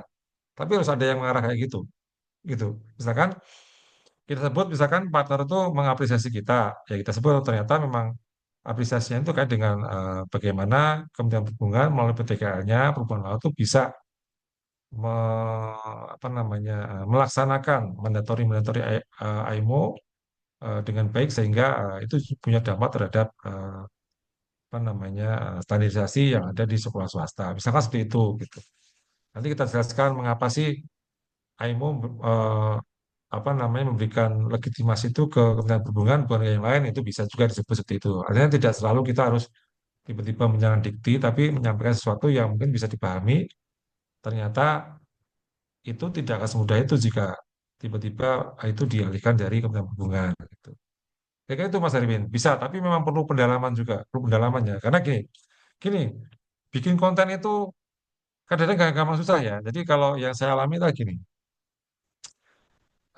kadang kalau anak-anak agensi, anak-anak milenial itu mereka ngejar eh, hal-hal yang mungkin bisa membuat viral, bisa membuat orang banyak like dan sebagainya gitu ya. Apa engagementnya tinggi gitu ya. Tetapi kadang-kadang kita harus hati-hati terhadap konten yang kita buat kreatif itu. Jangan sampai kontennya itu nanti mempunyai sebuah kelemahan yang balik ke kita aja. Karena media sosialnya uncontrollable ya. Nanti kalau jadi bumerang, wah ini nanti kita mau jadi bulan-bulanan dari nih orang-orang luar juga kalau terkait kalau kita tidak jeli gitu ya. Yang pernah terjadi dulu misalkan ada sekolah kalau nggak salah darat ya bikin konten ngebut pakai forklift. Nah, yang dia itu sekolah keselamatan darat kok ngebut pakai forklift itu hanya untuk mencoba untuk apa namanya ibaratnya apa mau coba menarik perhatian ya nggak bisa lah kayak gitu. Kita harus tetap apa satu sejalan dengan apa yang menjadi value dari institusi kita gitu. Wong sekolahnya juga sekolah keselamatan darat kok kemudian tiba-tiba konten yang dikeluarkan tuh jauh dari keselamatan. Ya meskipun itu menarik, ya, ini mau follow anunya yang apa ya engagementnya tinggi, tapi itu di luar ini kita gitu loh, gitu. Ya itu yang perlu kita perhatikan gitu. Gitu Mas Arifin, terima kasih Ya, masukannya. Bapak, Ya, siap Pak Kapus. Ya, siap Bapak. Makasih Pak Kapus. ya. Silakan yang lain. Mohon izin Pak Kapus, Oke, siap Mas Susuma, izin, silakan. siap izin Bapak Kabit, Pak Kabak, teman-teman koordinator. Baik Pak, tadi terkait isu ini Pak, memang ini kemarin dulu waktu di 2020 saat itu Kabitnya Pak Tri Cahyadi kami pernah melakukan penghitungan Pak terkait isu yang 14 kali lebih besar itu Pak. Jadi itu kami sempat bandingkan Polimarin Pak, yang mana Polimarin itu adalah sekolah di bawahnya Kemendikbud. Itu kami bandingkan dengan PIP Semarang dan kami bandingkan dengan King Points Pak, Amerika Pak. Nah, ternyata di situ datanya menunjukkan bahwa tarif yang dikenakan di PIP Semarang itu jauh di bawah dari Polimarin Pak. Jadi sebenarnya 4 kali lebih besar, 14 kali lebih besar itu kita perlu cross check lagi Pak kedalamannya apakah ini benar di perhubungan atau di PTKL lain Pak. Izin terkait biaya mungkin itu Pak. Kemudian terkait dengan eh, materi mungkin untuk komunikasi publik, Pak. Kita mungkin bisa memanfaatkan platform-platform rekan-rekan saat ini. UPT-UPT kita sudah banyak yang melaksanakan podcast, Pak. Mungkin kita bisa mengangkat terkait dengan success story alumni-alumni kita di mana mereka ketika lulus tidak perlu susah-susah melamar lagi dan mendapatkan gaji yang tinggi. Kemudian terkait yang ide dari Pak Erwin tadi, mohon izin Pak Erwin, terkait bagaimana kita menggandeng sekolah-sekolah di luar perhubungan. Itu mungkin kita perlu perdalam lagi, Pak, dikarenakan saat ini kan karena isunya itu adalah PTKL. Berarti kan perguruan tinggi yang di bawah kementerian, Pak. Kalau kita menggandeng perguruan-perguruan tinggi ataupun sekolah-sekolah pelayaran di luar perhubungan, di mana itu swasta, lembaga, ataupun bahkan di bawah dikti, itu justru takutnya akan menjadi bumerang, Pak. Karena posisi ketika mereka kita ajak komunikasi, mungkin mereka akan melemahkan kita. Kalau bisa, mungkin kita lebih fokus ke industri ataupun user dari alumni-alumni kita, Pak. Itu mungkin lebih masuk, Pak, ketika kita ajak untuk mereka menguatkan posisi kita. Mungkin itu sih, Pak, beberapa catatan yang saya bikin, Pak. Mohon izin. Ya, ini diskusi ya. Diskusi saya kira boleh aja sih teman-teman sampaikan apa yang perlu disampaikan. Nanti pada saatnya memang akan kita diskusikan lebih intens, lebih mendalam. Kita lihat sisi baik buruknya seperti apa dan saya kira sekarang juga belum diputuskan, nggak masalah kita diskusikan ya. Nanti pada saatnya kita mau memutuskan untuk menukik lebih konkret apa yang mau kita lakukan, nah baru kita nanti akan bisa apa namanya harus harus bisa menerima mana-mana yang memang sudah kita putuskan dan mana yang kita putuskan yang kita pakai dan mana yang tidak kita pakai. Ya. Sekarang silakan aja ngomong. Nanti kalau udah menjurus pada kita putuskan, ya teman-teman nanti semua harus bisa berbesar hati mana yang memang kita pakai, mana yang kita pakai ya. Karena sebenarnya keputusan yang kita ambil dengan cara makin banyak masukan itu akan jauh, saya kira akan jauh lebih baik gitu. Tapi memang di sini kita harus terbuka dan saling bisa memberikan eh, apa namanya pandangan tanpa harus ada apa namanya no hard feeling ya istilahnya gitu ya. Eh Tadi terkait dengan biaya pendidikan yang 14 kali ya, Mas. Itu memang kalau kita melihat yang disampaikan oleh komisi sebelum kemarin kan memang itu perhitungan-perhitungan yang terkait dilakukan oleh KPK. Ya. KPK itu kan melakukan survei ya pada tahun 2015 sampai tahun 2021 kalau tidak salah, yang mereka secara konsisten menemukan hal seperti itu, yang di akhirnya mereka berkesit di ujung riset itu mereka mengatakan eh, PTKL 13,8 kali lebih mahal daripada PTKL, daripada PTN. Ya. Nah, itu memang angka-angka yang sifatnya mungkin angka-angka generalisasi ya, generalisasi ya. Artinya makanya itu memang salah satu yang harus kita jelaskan ya. Saya tentu yang misalkan Mas Kusuma itu tidak bisa kita gebiah-uyah gitu ya. Tidak bisa kita kemudian oh berarti memang PTK itu inefisiensi. Itu kan kata inefisiensi ya. Jadi kita harus bisa menjelaskan sebenarnya apa sih yang kita lakukan di dalam dunia pendidikan kita dan bagaimana anggaran itu dipakai dan bagaimana anggaran itu dipakai kemudian menghasilkan sesuatu yang memang sebanding dengan penggunaan anggaran itu gitu kira-kira. Jadi hal-hal yang membedakan dengan itu yang harus kita sampaikan sehingga mereka ngerti memang ternyata duit itu memang dipakai untuk yang seharusnya gitu. Sebenarnya yang banyak dimasalahkan ya memang salah satunya sering dimasalahkan karena kita kan eh, apa namanya boarding house gitu ya, selama gitu-gitu itu ya selalu di asrama itu sudah cost living costnya udah masuk ke sana. Artinya kalau mahasiswa PTN kan tidak ada situ, maka mereka nanggung sendiri. Dan kemarin memang di Komisi 10 kan disebut kalau di Depok itu biaya hidup itu setahun sebulan satu orang mahasiswa itu 5 juta. Ya, maka wajar kalau kemudian boarding house itu kemudian yang dilakukan PTK itu bisa memunculkan biaya yang segitu besar. Gitu ya. Yang penting bagi kita nanti kita bisa menjelaskan nih, ya di tempat kita itu seperti apa sih, ya. Dan apakah itu kemudian juga mereka juga kemarin tidak terlalu banyak menyinggung BLU yang terkait dengan sekolah kita kan. Nanti bisa kita jelaskan juga keterkaitan BLU dan rupiah yang apa penggunaan mata anggaran yang lain dan BLU itu bagaimana sehingga masyarakat bisa lebih ngerti ya tidak se apa namanya tidak segebiah uyah itu tidak seperti eh, yang disampaikan Komisi 10 yang mengatakan semuanya itu inefisiensi karena 14 kali lebih mahal gitu. Ya, kita harus bisa menjelaskan itu. Kemudian apa tadi yang kedua tadi Mas Suma tadi?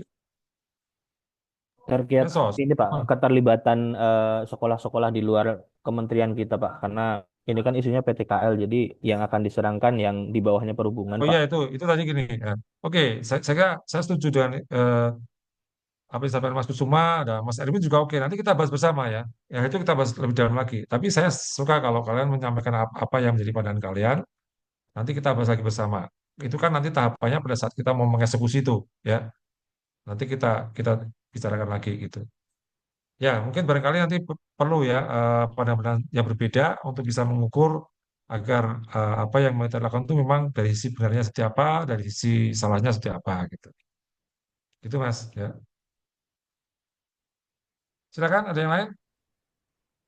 Izin Bapak sedikit, eh, izin Pak Gapus, saya kira Silakan.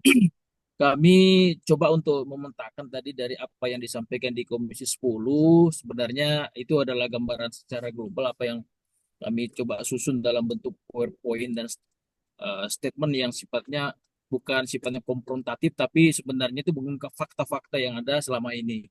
Sehingga kalau misalnya nanti dianggap kita termasuk tadi sampaikan mengenai efisiensi yang ternyata memang kalau dari sisi rasionalisasi pemanfaatan anggaran, memang di kita ini karena secara anggaran sebenarnya selama ini kita tidak menggunakan anggaran APBN 20% itu dan itu perlu kita evaluasi, kita perlu cek kembali apakah memang selama ini kementerian kita ini menggunakan yang alokasi 20% APBN yang Nah, selama ini. itu yang betul. Iya Pak, kami beberapa kali juga ikut rapat dengan Kemenaker, kemudian apa namanya lembaga advokasi kemarin juga sudah sampaikan itu bahwa sebenarnya apa yang diisukan bahwa PTKL itu tidak bisa digeneralisir bahwa kita di PTKL Kemenhub itu menggunakan alokasi 20% itu. Nah, ini yang sebenarnya harus kita ungkap bahwa di kementerian itu tidak menggunakan itu selama ini menggunakan alokasi anggaran dari Kementerian Perhubungan dan melibatkan masyarakat dari BLU dalam rangka untuk peningkatan layanan dan tentu alokasi anggaran yang sesuai tarif yang sudah disahkan oleh Kementerian Keuangan. Itu Pak satu poin yang mungkin kita bisa nantinya kalau ada sesi-sesi diskusi atau mengungkap fakta-fakta yang ada, kita juga bisa memberikan statement yang sifatnya membuka kenyataan di lapangan gitu. Yang kedua, mungkin dari sisi yang disampaikan oleh bahwa selama ini lembaga kita itu dianggap kurang apa ya menyesuaikan dengan kebutuhan industri. Ini juga saya kira konfrontatif ini Pak apa isunya memang yang disampaikan itu. Dan saya secara general melihat apa yang disampaikan di Komisi 10 itu adalah pernyataan-pernyataan sepihak yang tidak melibatkan kita sebagai objek Pak. Yang harusnya sebagai akademisi itu memaparkan dua hal Pak, hal negatif dan hal positif secara objektif terhadap sebuah lembaga. Nah, ini yang tidak diungkap, Pak. Jadi sebenarnya mereka ini penguatannya hanya menguatkan justifikasi bahwa lembaga PTKL ini harus ditutup supaya tidak mengganggu PTN-nya. Jadi mohon maaf Pak, ini sedikit saya melihat pernyataan-pernyataan itu justru mereka ini hanya mempertahankan apa yang menjadi isu yang akan dijadikan sebagai alasan untuk menutup atau menghentikan PTKL kita ini supaya tidak mengganggu ritme dan tentu hanya terkait dengan tusi Kementerian Pendidikan Tinggi. Nah, ini mungkin Pak sedikit apa namanya saya menggambarkan dalam beberapa statement yang saya sampaikan di WA Group kita. Itu pernyataan pribadi, tapi sebenarnya itulah yang terjadi selama ini bahwa dari aspek penganggaran kenyataannya kita memang menggunakan alokasi tetapi tidak dari APBN 20% itu. Kedua, kemudian kalau misalnya analisa pembiayaannya itu ternyata memang kebutuhan biaya karena tentu terkait dengan pemenuhan standarisasi internasional yang ada investasi belanja modal, belanja barang dan belanja operasional lainnya yang dari APBN ya memang agak sedikit ini kalau dilihat dari sisi alokasi per individu per peserta itu investasinya lumayan besar. Tetapi ternyata untuk melibatkan masyarakat itu tidak terlalu besar Pak dibanding PTN, PTS yang ada di bawah Kementerian Dikti dan ini itu memang dari uang pangkalnya saja Pak. Ya mohon maaf kalau saya kira kita sama-sama tahu lah mereka memberikan biaya tarif yang luar biasa Pak bagi masyarakat. Ini juga yang harus secara objektif yang disampaikan gitu Pak.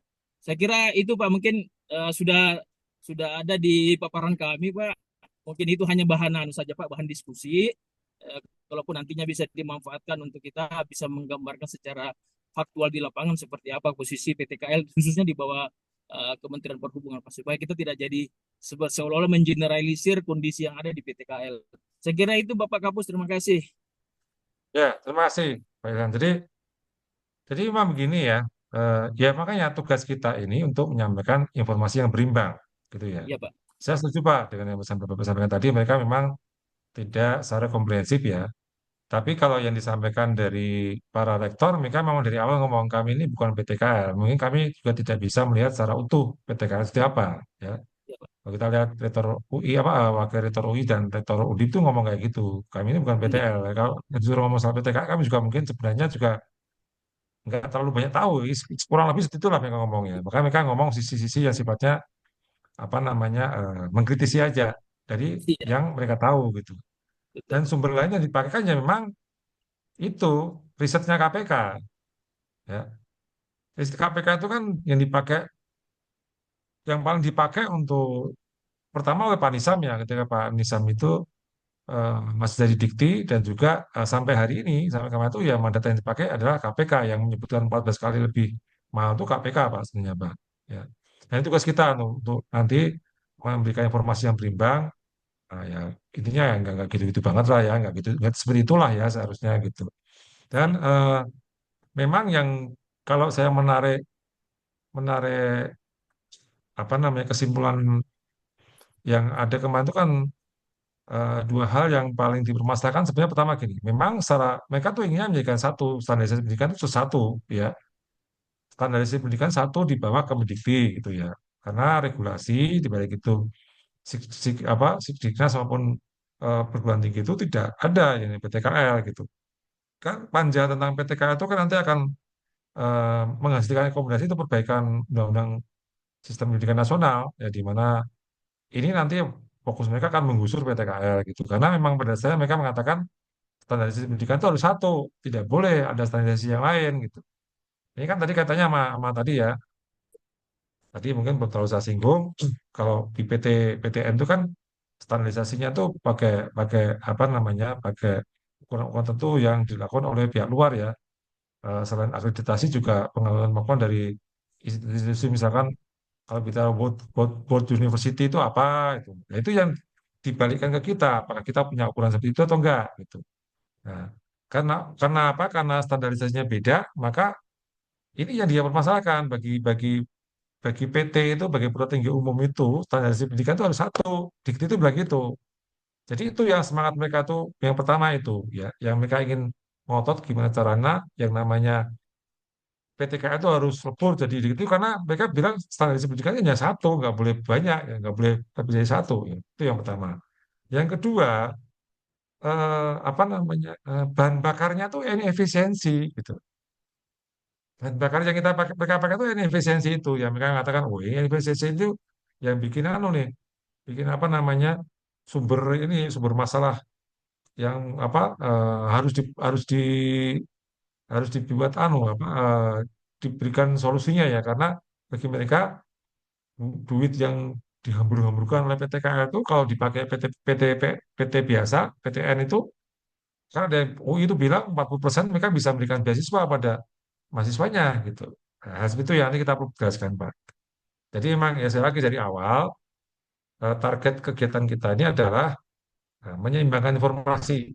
Mari kita nanti inventarisasi informasi-informasi apa yang perlu kita sampaikan sehingga apa namanya informasinya jadi berimbang gitu. Gitu Pak Ilham. Ya. Siapa Pak? Ya. Ya silakan ada yang lain?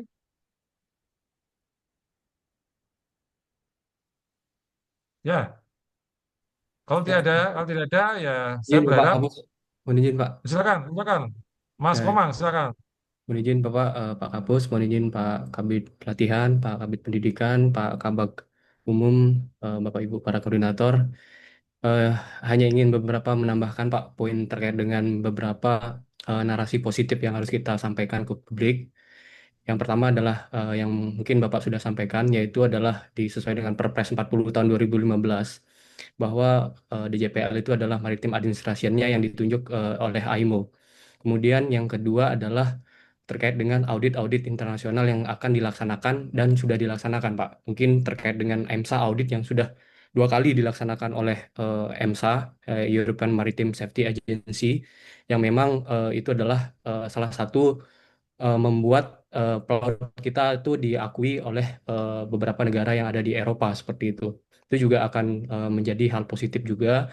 Kemudian yang akan coming di bulan Juni atau akan dilaksanakan di bulan Juni ini adalah terkait dengan IMSAS, yang dimana salah satunya auditnya akan salah satu konvensi yang diaudit adalah SCCW, penerapan SCCW. Nah, itu penerapan SCCW itu objeknya adalah UPT-UPT kita Pak, ya BPSDM juga termasuk dalam salah satunya. Nah, itu juga akan memberikan Soalnya kok terputus-putus ya? salah satu, mohon izin Pak, apakah sudah terdengar Pak? Mohon izin. Ya, silakan. Ya, terkait Oh, dengan internet saya yang nggak stabil nih ya. siapa Pak? Silakan, silakan. Terkait dengan IMO whitelist ya Pak. Jadi mungkin nantinya akan boleh dipertegas juga terkait dengan audit-audit tersebut. Kemudian untuk tadi pemetaan stakeholder atau asosiasi Pak, mohon izin satu masukan saya adalah terkait dengan korps alumni Pak. Korps alumni setiap masing-masing dari beberapa Ya, ya. sekolah yang sudah besar.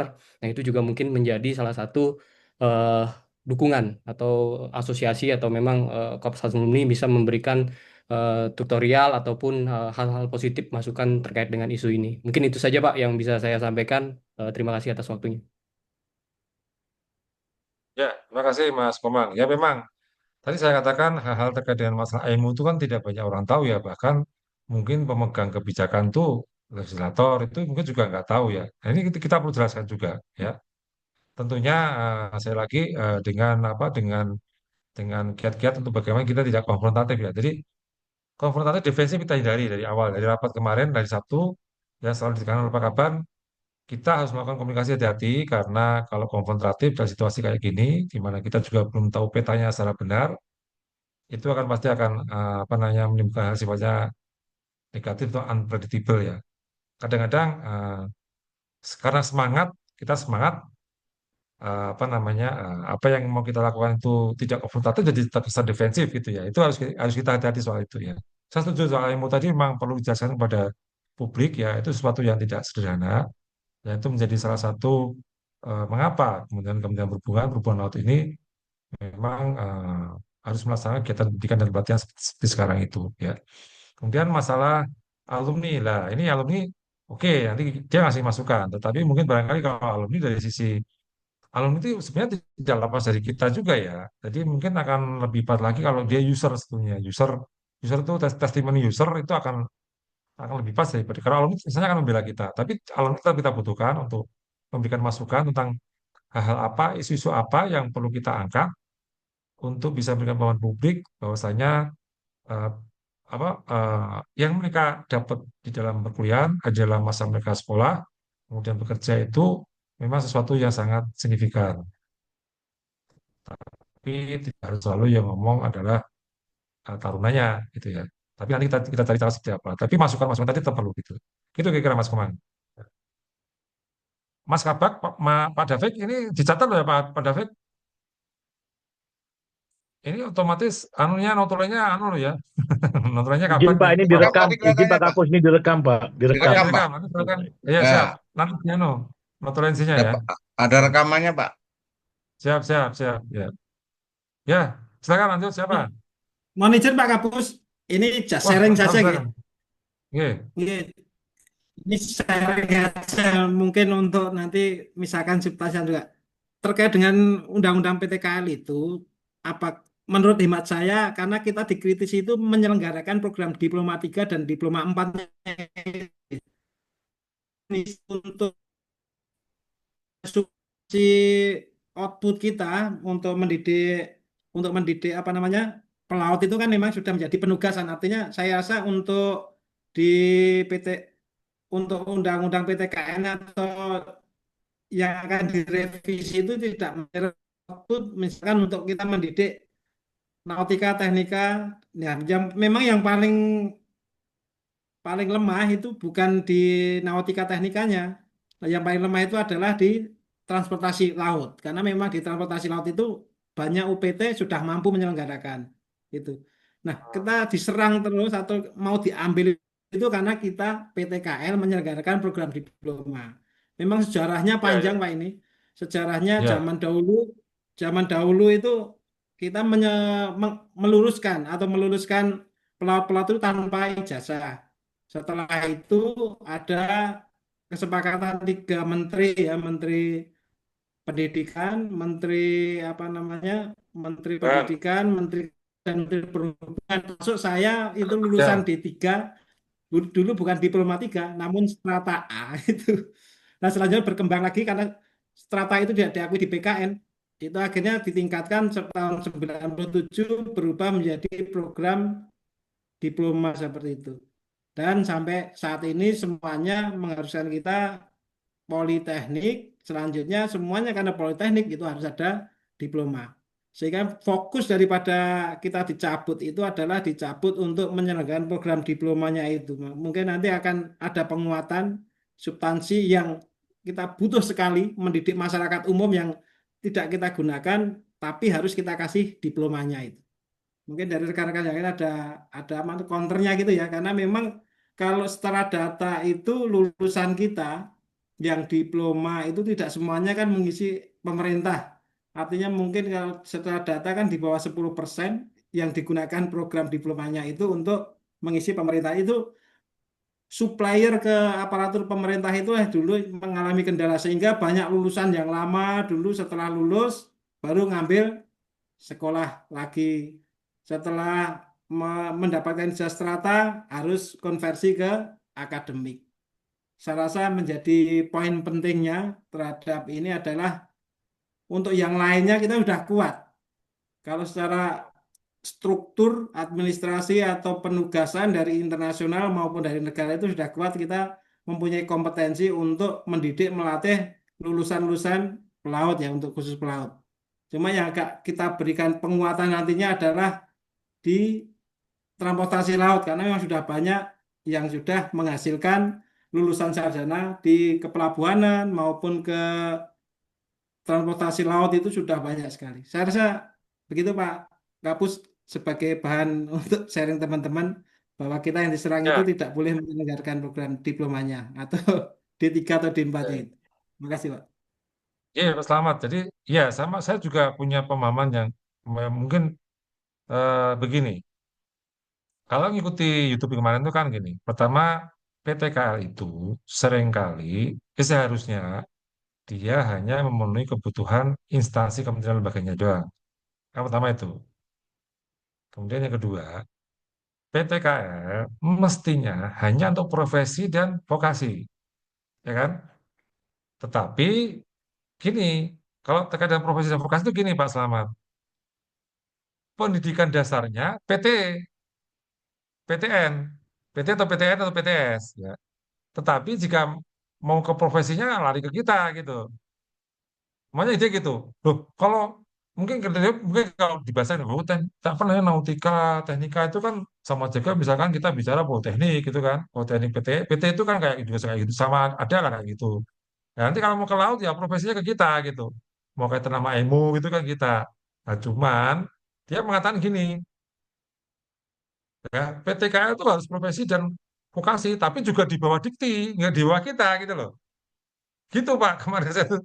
Jadi dia minta PTKL itu kembali pertama, dia hanya menghasilkan melakukan pendidikan sesuai kebutuhan Kementerian KL-nya. Satu, yaitu kalau kita bicara kementerian lain ya misalkan nih, STAN, bahwa akuntansi UI itu levelnya dunia kok. Wakil rektornya ngomong, lah kok akuntansi UI itu diakui dunia loh. Hmm. Nggak kalah Mas Stan. Nah, ngapain masih ada akuntansi di situ? Masih Stan masih bikin akuntansi sendiri. Nggak perlu itu gitu. Gitu. Akuntansi UI jauh lebih baik, UGM jauh lebih bagus gitu. Gitu. Nah, nah, itu kalau kita sama kesamaan prodi ya.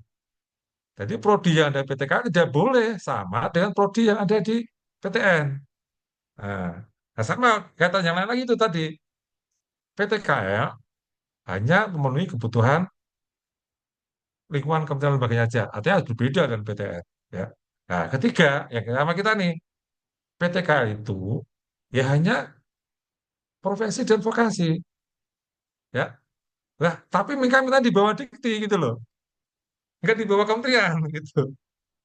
Itu kalau satu sampai berkali dengerin, oh gitu. Dia maunya ke situ. Jadi ada beberapa hal PTKL tidak boleh kesamaan prodi. PTKL memenuhi kebutuhan kementerian lembaganya doang.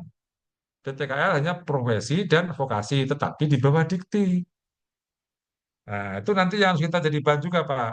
Mana bisa kita loh. AIMO ini mau bawa dikti kan, mau apa namanya, legitimasi ininya ke kita kok, ke Kementerian Perhubungan gitu loh. Nah, ini makanya ini target selanjutnya ya, mungkin pimpinan kita, Pak Kepala Badan, Pak Menteri nanti ya untuk bergening ya. Kita mau kemana nih?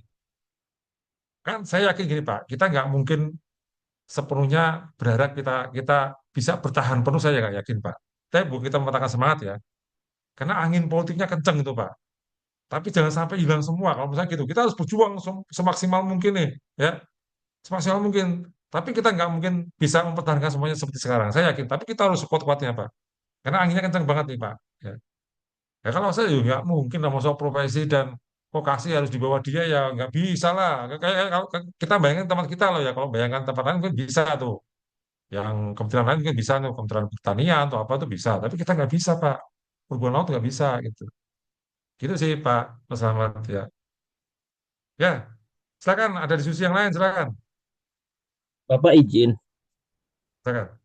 Iya, jadi ini saya sedikit flashback dengan pengalaman kita mengenai pembukaan prodi magister di tempat kita. Waktu itu kami masih di PIP Semarang. Jadi memang secara view kegiatan pemenuhan standar itu kan tetap merujuk kepada aturan Kemendikbud pada waktu itu, Pak. Saya kira kita sudah paham bahwa mereka yang menentukan. Sebenarnya kalau ya cara berpikir mereka itu tetap bahwa regulasi yang dianut oleh Kementerian Teknis ini adalah regulasi Kementerian Ristekdikti terkait dengan pembukaan prodi perguruan tinggi. Jadi sebenarnya kita tidak keluar dari standar nasional pendidikan tinggi.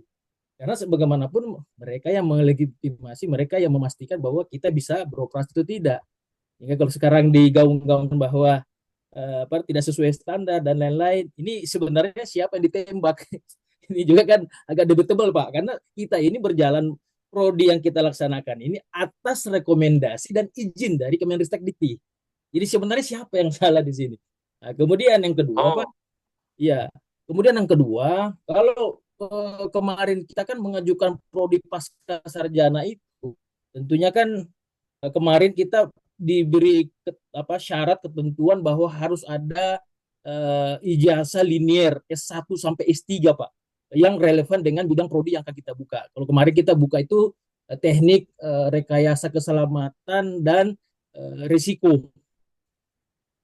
Itu harus teknik, Pak. Jadi semua harus teknik. Ya entah teknik apapun, pokoknya dari Fakultas Umum Teknik yang ada di PTN TTS itu. Kemudian ada pemasaran, manajemen pemasaran, inovasi dan teknologi, Pak.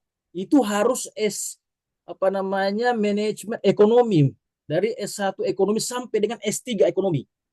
Jadi sebenarnya kalau saya membaca capaian kompetensi masing prodi pasca magister ini sebenarnya tidak inline juga secara penuh, bahwa apa yang kita bersyaratkan oleh Dikti untuk kebutuhan di prodi pasca sarjana yang kita buka, magister yang kita buka, itu juga sebenarnya tidak bisa menjawab sepenuhnya karena substansi materinya tidak masuk secara totali, Pak. Jadi kalau saya melihat hanya 30% materi yang bisa mereka bawakan dari ijazah S1 dan S3 yang memang inline dengan ekonomi maupun dari teknik. Jadi sebenarnya kita ini hanya betul patuh kepada aturan mereka. Kita tidak punya kebebasan untuk menentukan, ini loh, kebutuhan kami ini seperti ini. Yang bisa membawakan materi itu adalah orang-orang yang memang yang selama ini bekerja di bidang itu dan memang mengerjakan hal-hal teknis yang bisa memberikan pemahaman terhadap nantinya lulusan kita yang akan kita diklatkan. Jadi memang tidak ada keluasan di situ. Jadi saya merasa kok kita yang diberi pada keluasan, ibaratnya kalau gini Pak Jaraina, kalau dipegang leher, ekornya lepas leher, ekornya dipegang. Jadi kita tidak leluasa juga menentukan arah bagaimana kebutuhan pendidikan itu bisa mencapai kualitas standar. Jadi betul-betul kita tunduk patuh terhadap itu aturan yang dikeluarkan oleh Kemendikbud. Jadi kalau yang selama ini dianggap kita tidak sesuai, itu juga persoalan, Pak. Ini pengalaman, Pak, mungkin di sisi kita yang untuk evaluasi pada saat itu, termasuk kami sempat ketemu dengan Pak Sudarsono mempertanyakan mengenai proses, karena alhamdulillah pada saat itu kami di Semarang itu bisa memenuhi, Pak. Jadi kami masuk di Silem Kerma itu memenuhi kebutuhan S1 sampai S3 ekonomi yang linear. Itu kami cari sedemikian rupa bagaimana cara supaya terpenuhi. Nah, kemudian S1 sampai S3 teknik itu sudah terpenuhi, Pak. Masuk di Silem Kerma dan Inform. Nah, namun pada saat itu ada keluar tadi itu PP 57 2002 yang mengatakan bahwa sementara ini tidak bisa kita lanjutkan karena proses evaluasi. Itu yang kami akhirnya berhenti untuk melanjutkan proses. Namun pemenuhannya sudah kami lakukan. Jadi sebenarnya sangat patuh kita dengan peraturan itu dan memang melibatkan Kemendikbud. Jadi kalau dikatakan saat ini lembaga kita ini tidak firm dengan pendidikan tinggi, itu juga jadi pertanyaan, Pak. Nanti bisa kita tanyakan ke yang di mananya yang harus kita lakukan sehingga evaluasi ini bisa objektif, Pak. Tidak tidak sepihak begitu, Pak. Karena kalau saya melihat apa yang disampaikan itu semua pernyataan sepihak yang kalau dilihat yang menyampaikan itu adalah orang akademisi, orang profesor, Pak. Jadi agak aneh sih kalau saya melihatnya kayak ini. Mohon maaf, Pak, ini sedikit ini curhatan saja nih apa yang saya nilai dan apa yang disampaikan di Komisi 10 itu, Pak. Izin Bapak. ya, terima kasih Pak Ilham. Ya, saya kira kita punya perasaan yang sama, Pak ya. Saya juga, meskipun saya bukan berkarir di BPSDM, tapi saya juga punya perasaan yang sama dengan Pak Ilham. Artinya, kalau perasaan saya gini, Pak, ya kita tuh sudah melakukan banyak hal untuk kebaikan, menghasilkan sumber daya manusia transportasi ya. Ya mungkin juga belum tentu orang lain tuh, pihak lain tuh bisa melakukan itu. Tetapi mereka kenapa sih nggak ada apresiasi sama kita gitu loh. Saya membayangkannya seperti itu, Pak. Betul, Pak. Saya sama dengan Bapak. Ada rasa-rasa jengkel juga gitu. Tapi saya lihat begini, Pak. Mereka memang membuat sebuah generalisasi soal PTKL. Jadi yang pandangan dia tentang PTKL itu tidak hanya terkait dengan berbunga, tapi kesimpulan dari 179 PTKL yang ada di. Jadi bayangkan, Pak. Memang, dan itu semua memang berdasarkan penyimpulan dari angka-angka statistik, Pak, yang mereka punya, yang banyak bersumber dari KPK itu, Pak. Memang kalau kita bicara statistik makro itu memang semuanya memang yang dikatakan Prof. Nisan itu memang terasa. Prof. Nisan bilang gini, pendidikan dan inklusif dan berkeadilan. Nah, dia Nisan begitu. Dia bilang gini, loh, masa tuh yang namanya PTKL yang 179 itu biayanya 14 kali lipat lebih mahal dibanding 90 PPT yang ada di Indonesia PTN. Nah, sementara PTN itu PTKL mahasiswanya cuma 200.000, Pak. Yang 179 PTKL itu mahasiswanya 200.000, Pak. Sementara PTN itu mahasiswanya hampir 4 juta. Gitu. Terus, ya itu kan pakai statistik makro, Pak. Terus, gini lagi, ya kalau pandangan tentang standarisasi tadi memang disampaikan oleh mereka dari kampus yang memang mereka dari awal ngomong, saya sebenarnya tidak tahu PTKL, karena saya diminta oleh Komisi 10 untuk memberikan pandangan, ya mereka pakai pandangan dan ukuran mereka, Pak. Yang rektor Undip sama sama wakil apa wakil rektornya UI itu. Nah, salah satunya yang dipandang adalah komposisi antara dosen dan mahasiswa yang tidak berimbang. Terus akreditasi PT PT apa PTKL yang baru 6% unggul. Yang unggul baru 6%, Pak.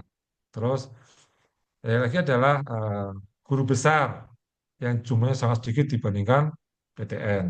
Hal itu yang dari data makro yang mereka pakai gitu. Sementara saya lagi kembali ke anggaran, loh, anggarannya gede banget kayak gitu kok. Masa proporsi dosanya kayak gitu, terus apa namanya guru besarnya sama segitu gitu loh, Pak. Kita harus pakai kepala dingin nih, Pak. Ya nanti saya lagi, nanti kita secara secara apa namanya, ya secara kepala dingin kita sampaikan lah hal-hal yang bisa kita lakukan untuk melengkapi informasi yang sudah beredar itu, ya, agar mereka paham ternyata ya tidak begitulah gitu. Ini yang benar tuh begini gitu. Itu yang kemarin disampaikan Pak Kaban, ya. Target kita sekarang adalah menyeimbangkan informasi. Untuk target kita selanjutnya, apakah kita sampai mana tuh nanti urusannya menteri sama kepala badan gitu. Itu Pak Ilham, kira-kira Pak Ilham. Iya, Pak. Sama, saya Iya, Pak. punya perasaan yang sama dengan Pak Ilham, Pak. Ya, silakan yang lain.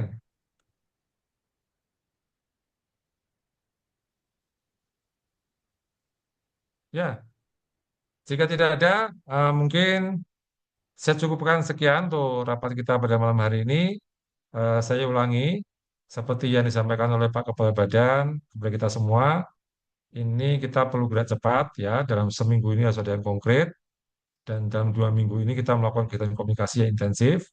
Tentu itu saya berharap teman-teman semua untuk bisa melaksanakan tugas yang sudah kita sepakati tadi dengan sebaik-baiknya ya.